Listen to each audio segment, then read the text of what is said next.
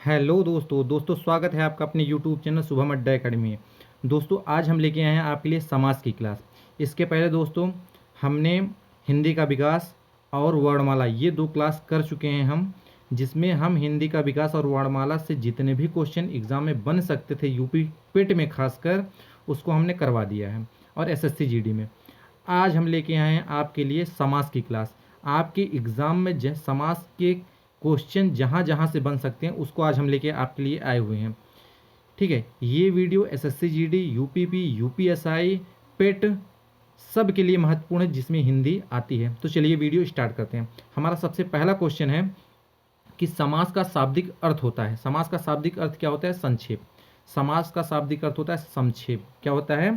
संक्षेप। ठीक है, तो ऑप्शन नंबर इसका ए हो जाएगा। क्योंकि समास में होता क्या है, जब हम दो शब्दों को लेते हैं और उनको आपस में जोड़ते हैं। देखो दो शब्द लिए, अलग अलग शब्द है, उनको आपस में जोड़ दिया तो हमने क्या किया, यह कोई बड़ा शब्द है, उसको हम काट के छोटा कर दिया। अब छोटा कैसे कर दिया? जैसे हम कहते हैं कि 10 है आनंद जिसके, 10 है आनंद जिसके अर्थात रावण। हमने अर्थात रावण की जगह हम कहें 10 है आनंद जिसके, 10 है आनंद जिसके। जब हमने कहा है रावण, तो इसका मतलब 10 है आनंद जिसके, उसकी जगह हमने प्रयोग कर लिया रावण का। इस अर्थात इतने बड़े शब्द को हमने एक छोटे से शब्द में सिमेट दिया, तो यही हमारा होता है क्या? समास। बड़े शब्दों को छोटे शब्द में सिमेटना ही हमारा होता है समास। अर्थात समास का शाब्दिक अर्थ क्या होता है? संक्षेप। ठीक है, चलिए अगला क्वेश्चन देखते हैं। निम्नलिखित में से कौन सा पद अव्ययी भाव समास है? समास हमारे 6 प्रकार के होते हैं, जिसमें सबसे पहला समास होता है हमारा अव्ययी भाव समास, तत्पुरुष समास, द्विगु समास, द्वंद्व समास, कर्मधारय समास, बहुब्रीहि समास। ये हमारे 6 प्रकार के समास होते हैं, जिसमें आपका क्वेश्चन ये है कि निम्नलिखित में से कौन सा अव्ययी भाव समास है। तो इसमें देखिए अव्ययी भाव समास हमारा क्या हो गया? प्रतिदिन हो जाएगा। क्या हो जाएगा? अव्ययी भाव समास हमारा क्या हो जाएगा? प्रतिदिन हो जाएगा। ठीक है, प्रतिदिन हमारा अव्ययी भाव समास, क्योंकि इसमें जो प्रति होता है वो हमारा एक अव्यय होता है। चलिए अगला क्वेश्चन, जल्दी जल्दी आंसर दीजिएगा, जल्दी जल्दी हम क्वेश्चन को सॉल्व करेंगे। जिस समास में उत्तर पद प्रधान होने के साथ ही साथ पूर्व पद तथा उत्तर पद में विशेषण विशेष्य का संबंध भी होता है, उसे कौन सा समास कहते हैं? उसे हम कहते हैं कर्मधारय समास। उसे कौन सा समास कहते हैं? कर्मधारय समास। जहाँ पे आपको विशेषण विशेष्य दिखे, जहाँ पे आपको उपमेय उपमान दिखे, वहाँ पे आपको सीधा ही कर्मधारय समास को टिक कर देना है या टिक मार देना है। ठीक है, अगला चलिए अगला क्वेश्चन देखते हैं। अगला क्वेश्चन है, निम्नलिखित में से कर्मधारय समास कौन सा है? देखिए निम्नलिखित में से कर्मधारय समास कौन सा है हमें देखना है। तो चलिए यहाँ हम ध्यान से यहाँ से देखते हैं कौन सा है। ठीक है, चक्रपाण, चतुर्युगम, माता पिता, नीलोत्पन्न। देखो नीलोत्पन्न नीला दिया हुआ है, नीला किसी न किसी की विशेषता बताएगा, अर्थात नीलोत्पन्न विशेषण विशेष। ठीक है, विशेषण विशेष अर्थात जिस शब्द से विशेषता बताई जाती है वो हमारा विशेषण होता है, जिसकी विशेषता बताई जाए वो हमारा विशेष्य होता है। तो यहाँ पे ऑप्शन नंबर हमारा क्या हो जाएगा? सी हो जाएगा। ये ए चक्रपाण, ये हमारा बहुब्रीहि समास होता है, ये हमारा द्विगु समास होता है, ये हमारा द्वंद्व समास होता है, लेकिन ऑप्शन सी जो होगा वही हमारा कर्मधारय समास होगा। ठीक है, चलिए अगला चलते हैं।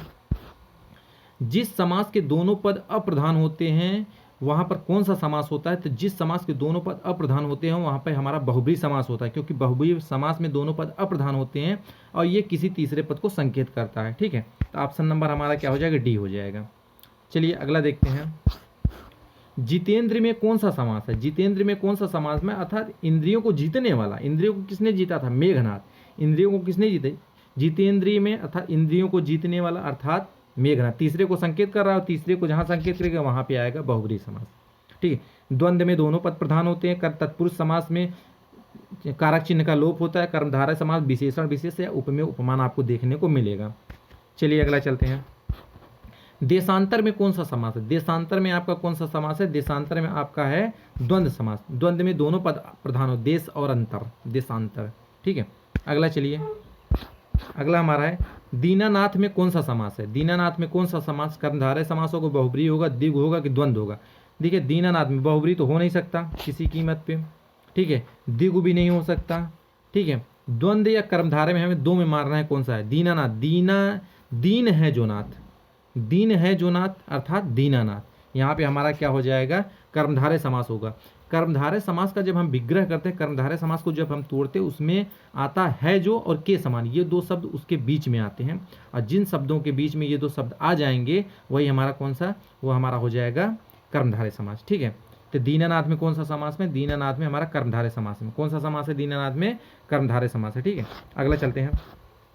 मुख दर्शन में कौन सा समास है? मुख दर्शन में आंख मूंद के आप इसको मार सकते हैं। मुख दर्शन में आपका कौन सा? द्वंद्व समास है। क्यों मैंने ऐसे कहा? क्योंकि जहाँ पे द्वंद्व समास होगा वहाँ पे बीच में हाइफन का चिन्ह होगा, ये चिन्ह, ये हाइफन का चिन्ह जहाँ पे आपको दिखे वो समझिए आपका द्वंद्व समास है। और इसमें मुख और दर्शन दोनों ही पद क्या है? प्रधान होते हैं। ठीक है। कौन सा समास बहुब्रीहि समास का सही उदाहरण है? इसमें से कौन सा समास बहुब्रीहि समास का सही उदाहरण है? तो इसमें होगा हमारा पंचानन। क्या हो जाएगा? पंचानन। पंचानन अर्थात 5 हैं आनंद, जिसके 5 सिर किसके थे? विश्व में एक ही व्यक्ति था पर जिसके 5 सिर थे, वो थे कौन? बजरंगबली, जिसको हम पंचमुखी हनुमान के नाम से भी जानते हैं। अर्थात ऑप्शन नंबर हमारा यहाँ हो जाएगा सी। चलिए अगला चलते हैं। निशाचर में कौन सा समास है? निशाचर में कौन सा समास है? चलिए बताइए।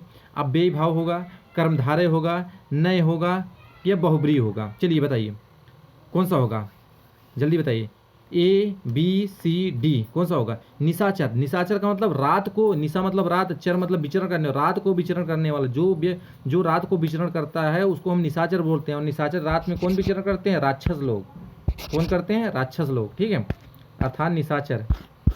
ठीक है। चौराहा में कौन सा समास है? देखो चौराहा में आपका कौन सा समास है? चौराहा में हमारा कौन सा है? देखो चौराहा में देखो 4 आ गया। पहला पद 4 राहों का समूह। चौराहा क्या होता है? 4 राहों का समूह। 4 राहों का समूह अर्थात चौराहा, जिसमें पहला पद क्या आ गया? संख्यावाची। पहला पद संख्यावाची किसमें होता है? द्विगु समास में। ठीक है। तो चलिए अगला चलते हैं। 10 मुख में कौन सा समास है? 10 मुख। 10 है मुख जिसके, किसके 10 मुख थे? अर्थात एक ही व्यक्ति संसार में था जिसके 10 मुख थे, वो था रावण। अर्थात 10 मुख किसके थे? रावण के। तो ये हमारा कौन सा समास? बहुब्रीहि समास में। 10 है मुख जिसके, अर्थात रावण तीसरे को संकेत कर रहा है, तो ये हमारा कौन सा समास होगा? बहुब्रीहि समास। ठीक है। अगला चलते हैं, जल्दी जल्दी इसको सॉल्व करिए। सुपुरुष में कौन सा समास है? सुपुरुष में तत्पुरुष समास है, अव्ययी भाव समास है, कर्मधारय समास है, द्वंद्व समास है। सुपुरुष में हमारा कौन सा समास है? सुपुरुष में हमारा समास है कर्मधारय समास है। कौन सा समास है सुपुरुष में? सुपुरुष में हमारा कर्मधारय समास है। ठीक है। अगला चलते हैं, जल्दी जल्दी आंसर दीजिए क्योंकि क्वेश्चन ज़्यादा है, हमें कम समय में ज़्यादा क्वेश्चन को सॉल्व करना है। अगला है, देखो निम्नलिखित में से एक शब्द में द्विगु समास है, इसमें हमें बताना द्विगु समास किसमें है। द्विगु समास में पहला पद संख्यावाची होता है। सप्ताह, सप्ताह का मतलब 7 दिनों का समूह। 7 दिनों, यहाँ 7 एक संख्या होती है, 7 8 9 10 11 12 1 2 3 4, ये सारी की सारी संख्या होती है। और जहाँ पे ऐसी संख्याएं हैं वो समझ लो हमारा द्विगु समास होता है। यहाँ पे सप्ताह में कौन सा समास है? द्विगु समास है। ठीक है। सप्ताह का हम विग्रह करेंगे तो सप्ताह को तोड़ेंगे तो हो जाएगा 7 दिनों का समूह। ठीक है। अगला क्वेश्चन है, किसमें सही सामासिक पद है? किसमें सही सामासिक पद है? तो इसका आंसर हो जाएगा हमारा दिवारात्रि। दिवारात्रि में क्या है? सही सामासिक पद है। ठीक है। अगला चलते हैं, अगला प्रश्न चलते हैं। द्विगु समास का उदाहरण कौन सा है? अनन्वय है, दिन रात है, चतुरानन है, त्रिभुवन है। देखो त्रिभुवन, त्रिभुवन में देखो 3 आ गया। त्रिभुवन में आप देखिए यहाँ पे 3 आ गया। 3 आ गया ना, पहला पद संख्यावाची, आंख बंद करके आप तुरंत यहाँ पे द्विगु समास मार देंगे। जहाँ पे पहला पद संख्यावाची, आंख बंद, द्विगु समास। ठीक है। अगला, इनमें से द्वंद्व समास का उदाहरण कौन सा है? द्वंद्व समास में दोनों पद प्रधान होते हैं, बीच में हाइफन होता है, लेकिन 99% केस में बीच में हाइफन मिलेगा। 1% ऐसे होता है जहाँ पे बीच में हाइफन का चिन्ह आपको देखने को नहीं मिलेगा। ठीक है। जैसे पीताम्बर, नेत्रहीन, चौराहा, रुपया, पैसा, इसमें बताइए कि द्वंद्व समास कौन सा है। 22 में बताइए कि द्वंद्व समास कौन सा है। ठीक है। यहाँ रुपया पैसा, रुपया पैसा में द्वंद्व समास है। यहाँ पे हम बीच में रुपया पैसा में बीच में हाइफन नहीं है, फिर भी इसको हम समझेंगे। ठीक है। रुपया पैसा, क्योंकि 99% द्वंद्व समास में आप बीच में हाइफन देखने को मिलेगा, केवल 1% ऐसा होता है जहाँ पे आपको बीच में हाइफन देखने को नहीं मिलेगा। चलिए अगला प्रश्न चलते हैं। इनमें से द्वंद्व समास का उदाहरण कौन है? फिर चलिए द्वंद्व समास हमें बताएं। द्वंद्व समास का उदाहरण कौन है? देखिए रुपया पैसा, अभी हमने इसको बताया रुपया पैसा। चलिए अगला है अव्ययी भाव समास। देखो अव्ययी भाव समास का एक उदाहरण, यथाशक्ति का सही विग्रह क्या होगा? देखो विग्रह करना है समास। देखो समास का अर्थ होता है संक्षेप, इकट्ठा करना संक्षेप में, और समास विग्रह का मतलब है तोड़ना, अर्थात तोड़ के बड़ा करना। देखिए यथाशक्ति छोटा शब्द है, इसको तोड़ के बड़ा करना है। यथाशक्ति का क्या होगा? यथा जो है शक्ति, शक्ति के अनुसार, जैसी शक्ति जितनी शक्ति। आंसर क्या होगा बताइए? ऑप्शन ए होगा, बी होगा, सी होगा कि डी होगा? जैस ऑप्शन जल्दी से बताइए। ऑप्शन हमारा सी होगा, शक्ति के अनुसार। शक्ति, यथाशक्ति का मतलब होता है शक्ति के अनुसार। समास विग्रह इसका क्या होगा? शक्ति के अनुसार। अगला प्रश्न चलते हैं, सॉल्व करते हैं। लंबोदर में कौन सा समास है? लंबोदर में कौन सा समास है? लंबा है उदर जिसका, लंबा उदर, उदर मतलब होता है पेट, जिसका पेट लंबा होता है उसको लंबोदर बोलते हैं। और लंबोदर संबोधित किया जाता है गणेश जी के लिए, अर्थात लंबा है उदर जिसका अर्थात गणेश। तो जब हम तीसरे की ओर संकेत करते हैं तो वहाँ पे कौन सा समास होता है? बहुब्रीहि समास होता है। कौन सा? बहुब्रीहि, क्योंकि दोनों पद अप्रधान और दोनों ही मिलकर किसी तीसरे को संकेत, और जहाँ पे तीसरे को संकेत किया गया और वह विशेष से बन गया, ठीक है, महान बन गया, तो वहाँ हमारा बहुब्रीहि समास होता है। चलिए अगला चलते हैं। द्विगु संख्यावाची द्वंद्व में दोनों पद प्रधान होते हैं, तत्पुरुष में कारक चिन्ह का लोप होता है, ध्यान दीजिएगा। अगला चलते हैं। देश प्रेम में कौन सा समास है? देश प्रेम में कौन सा समास है?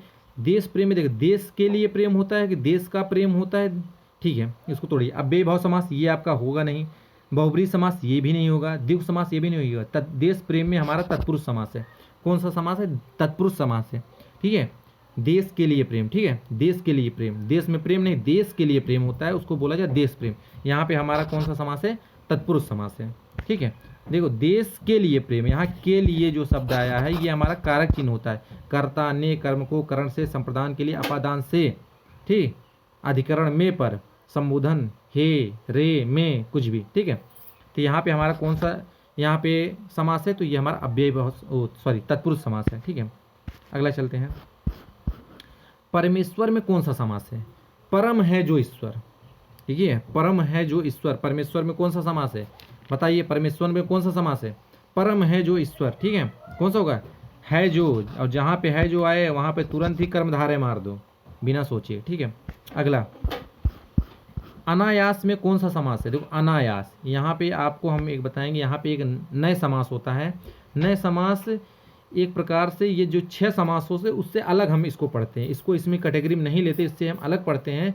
जहाँ पे निगेटिव का वर्णन हो, जहाँ निगेटिव फीलिंग का वर्णन की जाए, जिस शब्द से निगेटिव का बोध प्रकट हो, वहाँ पे हमारा नए समास होता है। अनायास, अनायास में कौन सा समास होगा? तो चलिए हमें बताइए, अनायास में हमारा नए समास होगा, क्योंकि अनायास कहते हैं अनायास काम कर रहा है, बिना अनायास, ठीक है। तो यहाँ पे जहाँ पे आपका निगेटिव फीलिंग का वर्णन हो वहाँ पे हम तुरंत नए समास को मारते हैं। ये 6 समास से अलग होता है, इसको हम पढ़ते हैं, ठीक है। गौशाला में कौन सा समास है? गौशाला में हमारा कौन सा समास है? तत्पुरुष है, द्वंद्व है, कर्मधारय है, द्विगु है। तो गौशाला में हमारा तत्पुरुष समास है। गौशाला, गाय के लिए शाला, गाय के लिए शाला किसके लिए? में पर, गाय के लिए शाला, गाय के लिए शाला अर्थात तत्पुरुष समास। कौन सा समास? तत्पुरुष समास। देखो, गौशाला, शाला मतलब होता है क्या? घर, और गो मतलब गाय, गाय के लिए जो घर होता है उसको हम गौशाला बोलते हैं, और ये हमारा कौन सा समास? तत्पुरुष समास होता है। चलिए अगला देखते हैं, अगला क्या है, ठीक है। नवग्रह में कौन सा समास है? नवग्रह, 9, 9, 10, 11, 12, 13, 14, 9, 9 क्या आ गया? हमारा संख्या आ गया, और संख्या आ गया तो वो हमारा कौन सा होगा? द्विगु हो जाएगा। चलिए अगला चलते हैं। विद्यार्थी में कौन सा समास है? चलिए बताइए, विद्यार्थी में कौन सा समास है? ऑप्शन 31 का विद्यार्थी में कौन सा समास है? ठीक है, विद्यार्थी में हमारा कौन सा समास है? विद्यार्थी में हमारा हो जाएगा तत्पुरुष समास। तत्पुरुष समास, बहुब्रीहि हो नहीं सकता, तीसरे को संकेत द्विगु हो नहीं सकता, कर्मधारय है जो के समान इसमें आएगा ही नहीं, तो हमारा किस में चला जाएगा? तत्पुरुष में। ऐसे भी आंसर को हम निकाल सकते हैं। अगला प्रश्न चलिए देखते हैं। कन्यादान में कौन सा समास है? कन्यादान, ठीक है, कन्यादान, कन्या के लिए दान, कन्या में दान, क्या होगा? तो भैया बहुब्रीहि समास तो हो नहीं सकता, द्विगु भी नहीं हो सकता, कर्मधारय भी नहीं हो सकता। यहाँ पे कौन सा समास हो जाएगा? यहाँ पे हमारा हो जाएगा तत्पुरुष समास। कन्यादान, कन्यादान में कौन सा समास है? तत्पुरुष समास है। चलिए अगला देखते हैं, बहुत जल्दी सॉल्व करते हैं, इसको खत्म करते हैं। सागपात में कौन सा समास है? सागपात, देखिए यहाँ पे हाइफन आ गया, जैसे ही हाइफन आया वैसे ही हम मारेंगे द्वंद्व समास। हाइफन आया, द्वंद्व समास। 99% केस में आपको हाइफन वाला, हाइफन जहाँ दिखता है वहाँ पे द्वंद्व समास होता है। 99% केस में आपको देखने को ये चीज़ मिलेगा, केवल 1% आपको दिखेगा कि जहाँ पे हाइफन चिन्ह नहीं आएगा, ठीक है। चलिए अगला देखते हैं। नील कमल में कौन सा समास? देखो नील कमल, यहाँ नील कमल तो है लेकिन कैसा? नील, नील मतलब नीला, देखिए आ गया ना, पहला क्या? विशेषण आ गया, अर्थात विशेषण विशेष, उपमेय उपमान, ये जहाँ भी आ जाए आँख मूंद के आपको तुरंत ही कर्मधारय समास मार देना है। नील, नीला, ठीक है। अगला चलते हैं। चतुर्भुज में कौन सा समास है? चतुर्भुज, 4 भुजाओं का समूह या 4 हैं भुजाएं जिसकी। देखिए अब हम यहाँ पे देखिए द्वंद्व, बहुब्रीहि, तत्पुरुष, कर्मधारय, यहाँ पे द्विगु नहीं दिया। अगर द्विगु हो जाता तो ये क्वेश्चन कोर्ट में भी जा सकता था, लेकिन ऐसा नहीं दिया हुआ है, ठीक है। द्विगु और बहुब्रीहि दोनों दे दिया गया, तो हम मारेंगे किसको? तो ऐसे कोट ही विवाद का कारण बनते हैं। इसलिए यहाँ पे देखिए दिया नहीं है, क्योंकि चतुर्भुज 4 है भुजाएं, जिसके बहुत सारी देवी देवताओं को 4 भुजा थे, उनको हम समर्पित कर सकते हैं, तो ये बहुब्री बन जाएगा। चतुर्भुज 4 भुजाओं का समूह, तो ये हमारा द्विगु भी हो जाएगा। तो यहाँ पे द्विगु नहीं दिया, तो हम ऑप्शन क्या मारेंगे? ऑप्शन नंबर बी, अर्थात बहुब्री समास होगा। ठीक है, ऐसे ही क्वेश्चन क्या होते हैं कोर्ट में ज़्यादातर जाते हैं। भाई बहन में कौन सा समास? बीच में हाइफन, सीधा मारो द्वंद्व, आंख मूंद के। ठीक है। वनवास, वनवास में कौन सा समास है? वनवास, वनवास, वन में वास, वन में वास अर्थात वनवास, वन में वास। तो ये हमारा क्या हो जाएगा? तत्पुरुष समास, क्योंकि इसमें कारक चिन्ह क्या में आ रहा है। ठीक है, क्या हो जाएगा? तत्पुरुष समास हो जाएगा। अगला क्या है?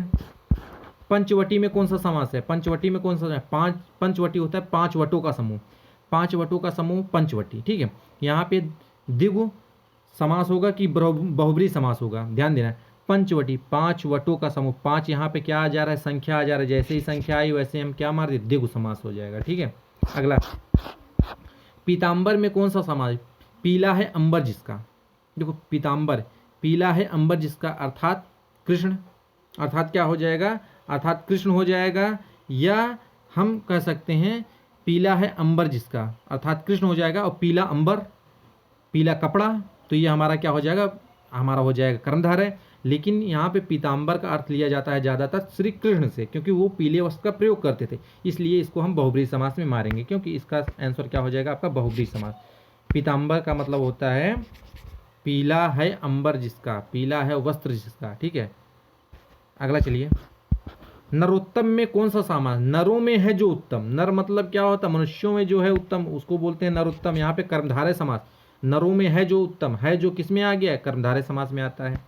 ठीक है। अगला, आजन्म शब्द में, आजन्म शब्द का उदाहरण है, मतलब आजन्म में कौन सा समास है? आजन्म, आ है, यथा है, भर है, प्रति है, ये सारे के सारे अगर किसी शब्द के आगे जुड़े हुए होते हैं तो वो हमारा अव्ययी भाव समास होता है। कौन सा? अव्ययी भाव। तो यहाँ पे आंसर हो जाएगा हमारा ए।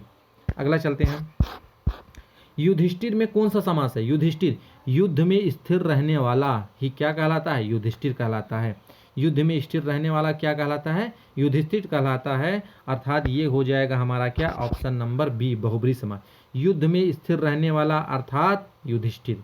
ठीक है, ऑप्शन नंबर बी, अर्थात बहुब्री समास हो जाएगा। अगला चलते हैं, क्या है? चलिए, ये हमारा क्वेश्चन यहाँ तक खत्म हो चुका है। तो ये समाज से संबंधित जितने भी महत्वपूर्ण क्वेश्चन थे हम आज उसको लेके आए। अगर ये वीडियो आपको अच्छा लगा हो तो आज इस वीडियो को लाइक करिए, शेयर करो, हमारे चैनल को सब्सक्राइब करिए।